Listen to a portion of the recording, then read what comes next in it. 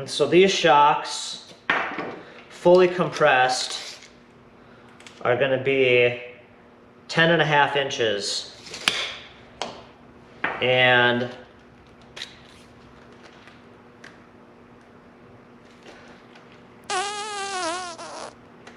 all the way out, they are 14.5 inches. So they have 4 inches of shock travel here.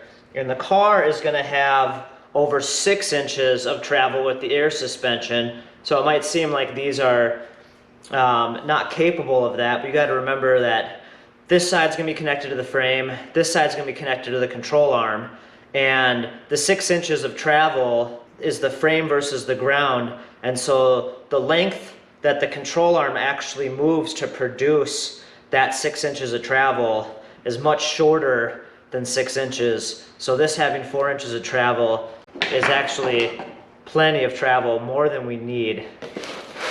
So I'll get the rear out. The rear is different because the rear is just going to be mounted to the bridge for the airbags and then mounted right to some drop-down tabs off of the rear axle. And so the bags that I have on there have 7 inches of travel. The shock has 7.5 inches of travel. And since this is mounted right to the rear axle and mounted to the frame, just straight up and down, it's 1-to-1. So the rear will be a lot easier to mount than the front. The rear, if wherever we just have room on the axle and then directly above on the bridge, we can mount these guys and be really straightforward. But for the front, we need to think about how the wheel turns with the tire and then the brake caliper, and so we need to fit these into a pretty small area to get them to work fine. And so the packaging constraints are a lot tighter with the front. And then we also need to think about, for the front, the ride height sensors. For the rear, it's going to be a lot easier. There's a lot more places to connect it to and shove them. There's a lot less going on in the rear. For the front, with the packaging constraints, we really also have to think about how we're going to integrate the ride height sensor for the airlift 3H system that we have. So go ahead and open this last shock here, and then we'll be able to start getting a visualization on them. I think I will get going on the front first. Generally in something like this, I'll attack the harder part first so that I just get it out of the way and then it's just smooth sailing. It seems a little counterintuitive. A lot of people might do the easiest stuff first to try to get into a groove, just get the ball rolling. But I find that if I leave the hardest part for last, I'll be more frustrated with it. And so I just like getting the hard stuff out of the way first. That's what we're gonna do. So let's go take these over to the car here and let's have a look at what we're dealing with. So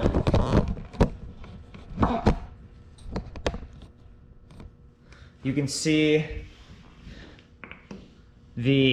got the airbag here and the tire obviously and wheel, and then the brake caliper. And this is also with the suspension what'll basically be fully inflated. And so the upper ball joint is bottomed out on the stop I made for the top hats here to limit the travel. And that's something that I can adjust down the line, but this is about all of the upward travel I can get. You can see right here the distance between the ball joint cup and the knuckle is only about 1/16 of an inch. But let's go ahead and get this turned. And so this is at full angle here. And so you can see we have not too bad of packaging constraint, but it's really going to be right here that it's going to have to be connect to the lower control arm down here, and then we'll have some brackets coming up. And this is with the suspension all the way up right now. So we will have the shock just about fully extended probably.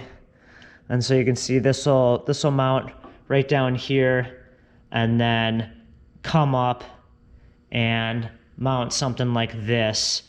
And we'll need to make sure during the fabrication process that we check the range of motion to make sure that as this goes up, the shock isn't running into the frame or anything like that. Now the more angle you put on the shock, the less actual travel you get. So if it's 4 inches of travel when it's vertical, when you start putting it at like a 20 or 30 degree angle, you're getting less travel. One of the things I'll do here, and I have the notes somewhere, but I'll check again, is check when this is fully aired up versus fully aired out, what the height difference is of this control arm, and I can just measure that off of the ground. And then that will be how much stroke of the shock we're using. And so obviously when this thing is fully laid out, we want this shock to still have, you know, about a 1/4 inch of travel, so we're never bottoming the shock out. And then we also, of course, need to make sure that when the suspension is aired all the way up like it is now, that it's also not bottomed out in the other direction. But since these are 4 inches of travel, and I know that the arm isn't making 4 inches of travel, we'll be good there. So we have a decent amount of room to work with, actually. So I'm thinking we'll incorporate a mount right onto this part of the control arm. And so we'll probably take a little bit of a notch out of the control arm for that bushing, the metal bushing that the lower mounts that I got comes with. And we'll be able to get that in there, and we can TIG weld tack it in place. We'll get the top of the frame rail cleaned off here and get the brackets cut to fit and welded in. Let me go grab those. So we just have some universal shock brackets that will weld to the frame, and we'll need to adjust the height, and if it's gonna, where it's gonna be, if it's gonna be angled back, maybe we'll chop this at a little bit of an angle and lower it down. So these will basically mount like this. It's pretty much exactly what we're looking at here.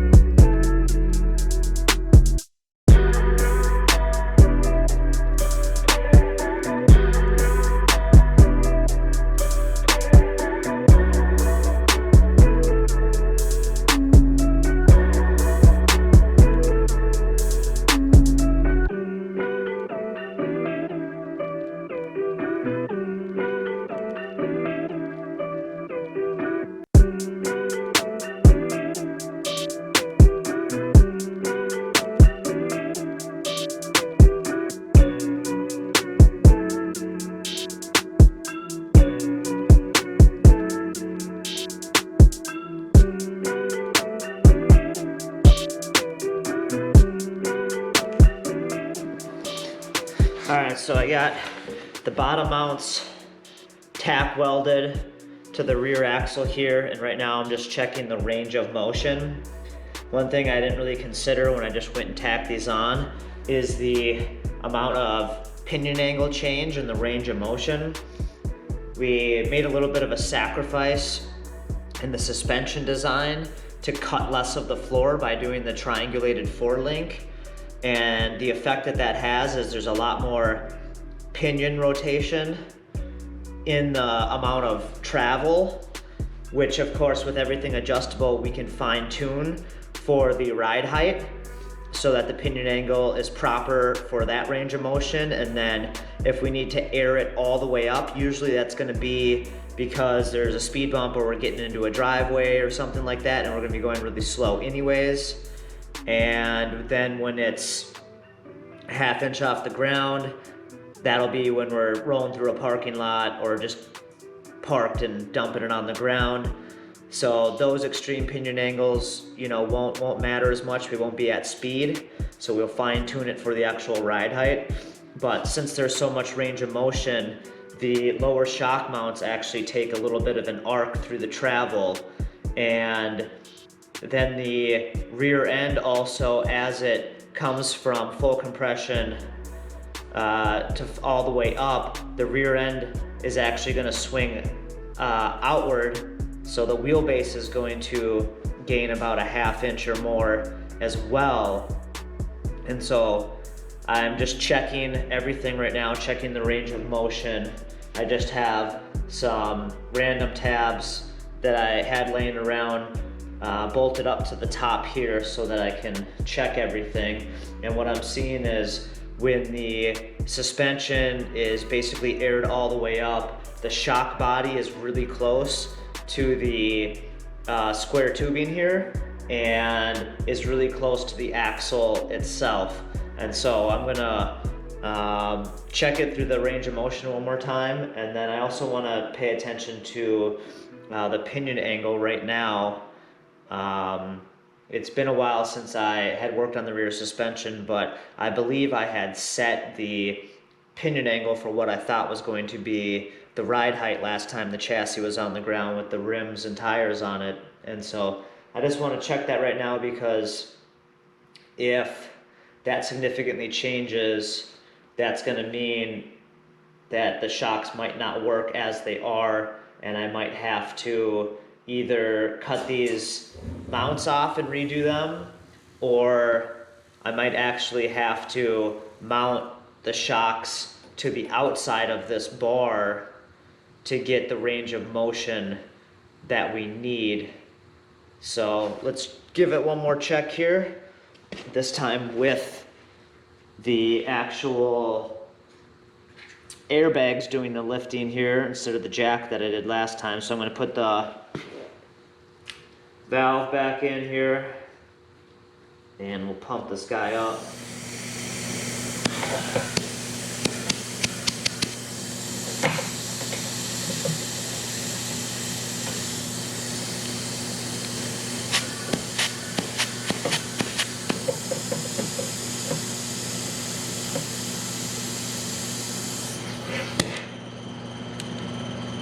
Alright, so you can see right now we got the shock body is about a 1/16 of an inch away from the axle tube. It might look like it's hitting here, but it's not.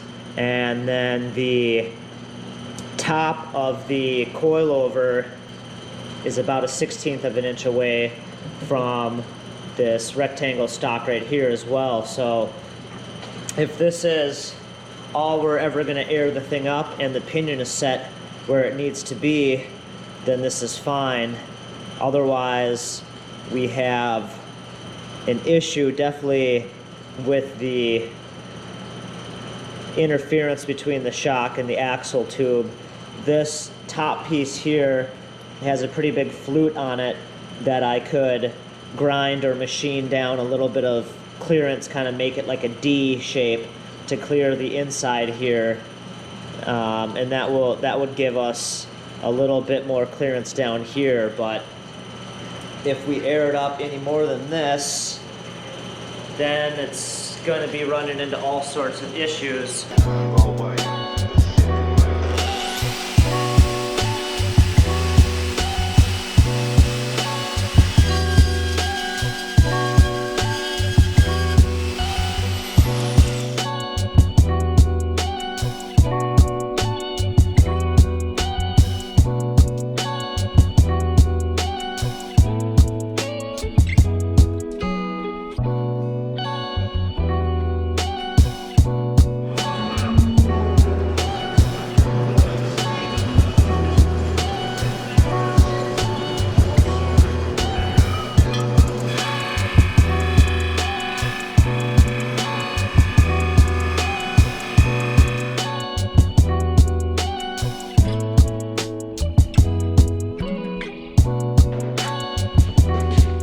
Alright, so after checking out the range of motion, I figured out there was a better way to mount the shocks. So I broke off the lower shock mounts and I rotated them forward about 4.5 degrees, giving more room between the body and the axle when it is aired all the way up. And then I made some new top shock mounts, and we got these just tacked in place as well, and these also give a little more room between the head of the shock and the cross tube here when it is aired all the way up. So we should be good to go now. I'm just going to air it back up and down a few times and check how everything moves up the range of suspension travel, and then we'll be ready to weld it in.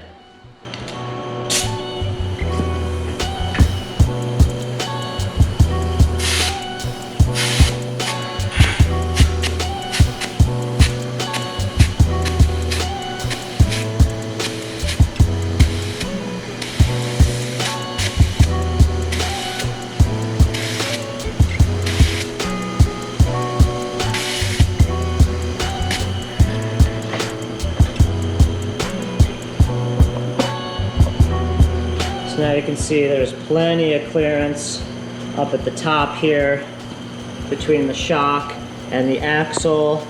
We have about a 1/4 inch of clearance, where before we only had about a 1/16 or less. So this is going to work quite well. So we will take the shocks off now, get everything fully welded up. And then the next step is to start working on the ride height sensors.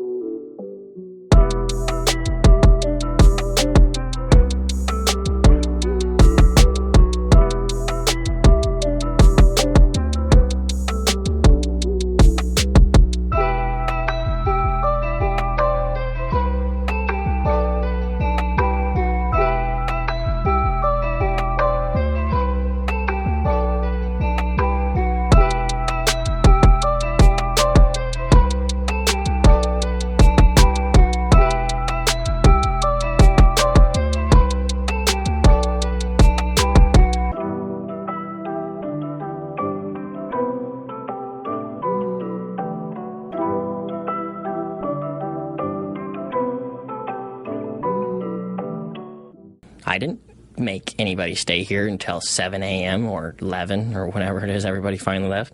I didn't make this kid pass out on my floor.